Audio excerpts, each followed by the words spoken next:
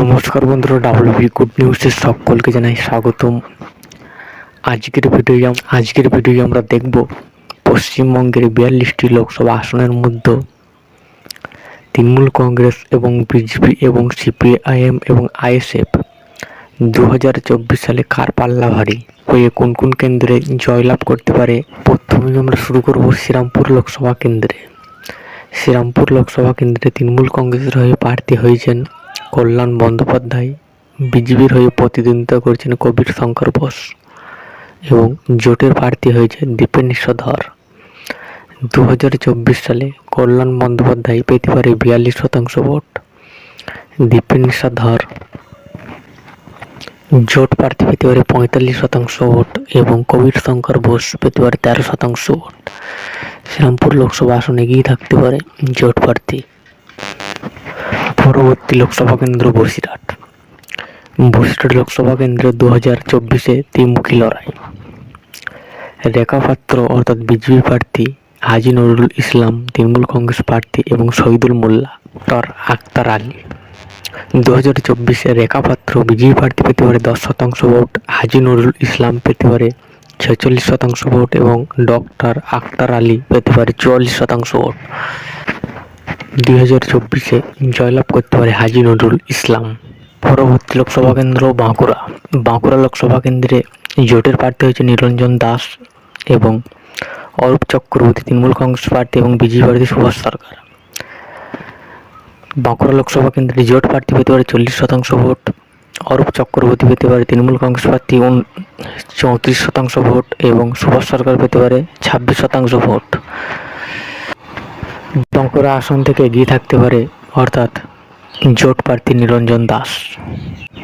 পরবর্তী লোকসভা কেন্দ্র রানাঘাট লোকসভা কেন্দ্রে ত্রিমুখী লড়াই। তৃণমূল কংগ্রেস হয়ে প্রতিদ্বন্দ্বিতা করছেন মুকুটমণি এবং বিজেপির প্রার্থী হয়েছে জগন্নাথ সরকার।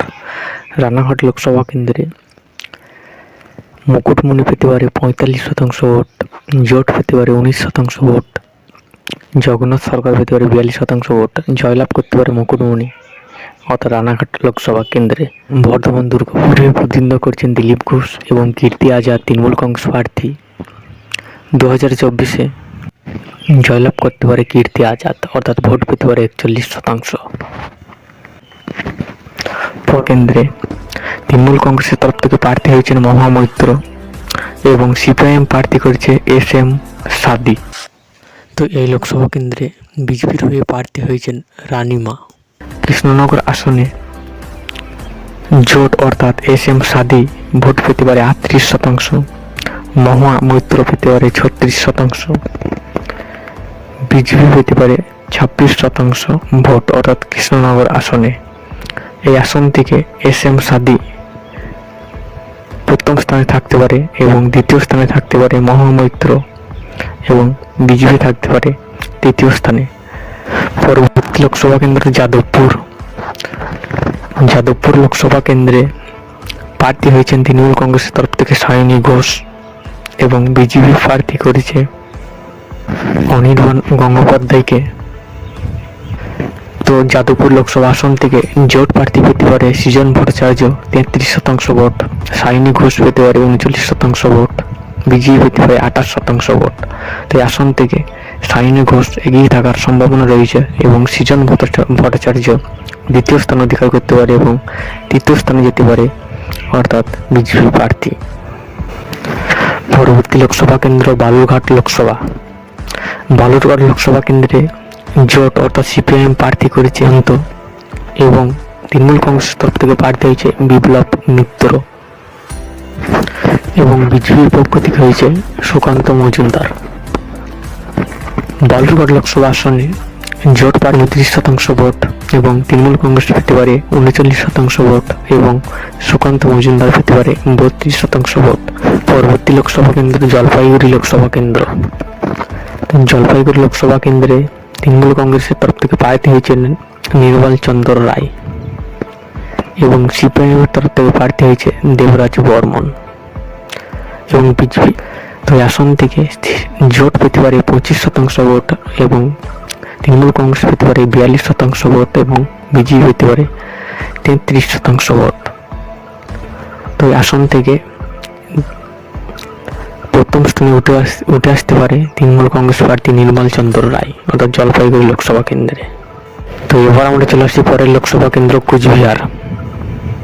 কুচবিহার লোকসভা কেন্দ্রে 2024 সালে বিজেপি প্রার্থী হয়েছে নীতিশ প্রামাণিক, অর্থাৎ নীতিশ প্রামাণিক ভোট পেতে পারে 45% এবং জগদীশ চন্দ্র বাসনিয়া তৃণমূল কংগ্রেসের প্রার্থী ভোট পেতে পারে 41% এবং নীতিশ রায় সিপিআইএম প্রার্থী জোট পেতে পারে 14% ভোট। কুচবিহার লোকসভা কেন্দ্রে প্রথম স্থানে অধিকার করতে পারে নীতিশ প্রামাণিক। পরবর্তী লোকসভা কেন্দ্র আসানসোল। আসানসোল লোকসভা কেন্দ্রে জোটের তরফ থেকে প্রার্থী হয়েছে জাহানারা খান এবং সেই ক্ষেত্রে 2024 সালে আসানসোল লোকসভা আসনটি তৃণমূল কংগ্রেস প্রার্থী শত্রুঘ্ন সিনহা পেতে পারে 49% ভোট এবং জোট পেতে পারে 38% ভোট এবং বিজেপি পেতে পারে 13% ভোট। অর্থাৎ দ্বিতীয় স্থানে থাকতে পারে অর্থাৎ জোট প্রার্থী জাহানারা খান এবং প্রথম স্থানে উঠে আসতে পারে শত্রুঘ্ন সিনহা। পরবর্তী লোকসভা কেন্দ্র হুগলি। হুগলি লোকসভা কেন্দ্রে লকেট চট্টোপাধ্যায় অর্থাৎ বিজেপির প্রার্থী হয়েছেন এবং রচনা বন্দ্যোপাধ্যায় তৃণমূল কংগ্রেসের প্রার্থী এবং মনদীপ ঘোষ জোটের তরফ থেকে প্রার্থী হয়েছেন। সেই ক্ষেত্রে জোট প্রার্থী পেতে পারে 26% ভোট, রচনা বন্দ্যোপাধ্যায় পেতে পারে 42% ভোট এবং লকেট চ্যাটার্জি পেতে পারে 32% ভোট। তো আসন থেকে প্রথম স্থান অধিকার করতে পারে রচনা বন্দ্যোপাধ্যায়।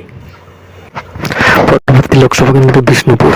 বিষ্ণুপুর লোকসভা কেন্দ্রে তৃণমূল কংগ্রেসের তরফ থেকে প্রার্থী হয়েছেন সুজাতা মণ্ডল, বিজেপির পক্ষ থেকে প্রার্থী হয়েছেন সৌমিত্র খাঁ এবং সিপিএম এর প্রার্থী হয়েছেন শীতল কৈতব্য। তো আসন থেকে প্রথম স্থান অধিকার করতে পারে সুজাতা মণ্ডল, ভোট পেতে পারে 36% এবং সৌমিত্র পেতে পারে 30% ভোট এবং জোট পেতে পারে 20% ভোট বিষ্ণুপুর লোকসভা আসনে। পরবর্তী লোকসভা কেন্দ্র তমলুক। তমলুক আসন থেকে তৃণমূল কংগ্রেসের তরফে প্রার্থী ঘোষণা করেছেন দেবাংশু ভট্টাচার্যকে এবং সিপিএম এর তরফ থেকে জোট প্রার্থী হয়েছেন সায়ন চট্টোপাধ্যায় অর্থাৎ তরুণমুখ এবং দেবাংশু ভট্টাচার্য তরুণমুখ এবং অভিজিৎ গঙ্গোপাধ্যায় বিজেপির তরফ থেকে প্রার্থী ঘোষণা। তো এই আসন থেকে 2024 সালে দেবাংশু ভট্টাচার্য পেতে পারে 42% ভোট, জোট পেতে পারে 20% ভোট এবং অভিজিৎ গঙ্গোপাধ্যায় পেতে পারে 38% ভোট। তমলুক আসন থেকে এগিয়ে থাকতে পারে দেবাংশু ভট্টাচার্য। পরবর্তী লোকসভা কেন্দ্র হাওড়া। হাওড়া লোকসভা কেন্দ্রে জোটের তরফ থেকে প্রার্থী হচ্ছে সব্যসাচী চট্টোপাধ্যায় এবং তৃণমূল কংগ্রেসের প্রার্থী হয়েছেন প্রসেন বন্দ্যোপাধ্যায় এবং বিজেপির পক্ষ থেকে প্রার্থী ডক্টর রতিন চক্রবর্তী। তো আসন থেকে হাওড়া আসন থেকে জোট পেতে পারে 42% ভোট, প্রসেন বন্দ্যোপাধ্যায় পেতে পারে 39% ভোট এবং রতিন চক্রবর্তী পেতে পারে 19% ভোট। তো হাওড়া আসন থেকে এগিয়ে থাকতে পারে জোট প্রার্থী। পরবর্তী লোকসভা কেন্দ্র পূর্ব বর্ধমান লোকসভা। পূর্ব বর্ধমান লোকসভা কেন্দ্রে তৃণমূল কংগ্রেসের প্রার্থী হয়েছেন ডক্টর শর্মিলা সরকার, জোটের পক্ষ থেকে প্রার্থী নীরব খান। তো আসন থেকে বিজেপির এখনো প্রার্থী ঘোষণা করেনি। তো আসন থেকে জোট পেতে পারে 38% ভোট, ডক্টর শর্মিলা সরকার পেতে পারে 40% ভোট এবং বিজেপি পেতে পারে 22% ভোট। এগিয়ে থাকতে পারে শর্মিলা সরকার। লোকসভা কেন্দ্র মেদিনীপুর। মেদিনীপুর লোকসভা কেন্দ্রে জোটের প্রার্থী বিপ্লব ভট্ট এবং তৃণমূল কংগ্রেসের প্রার্থী জুন মালিয়া এবং বিজেপির পক্ষ থেকে প্রার্থী দিলীপ ঘোষ। তো আসন থেকে জোট পেতে পারে 35% ভোট, জুন মালিয়া পেতে পারে 37% ভোট এবং দিলীপ ঘোষ পেতে পারে 28% ভোট। মেদিনীপুর লোকসভা আসনে এগিয়ে থাকতে পারে জুন মালিয়া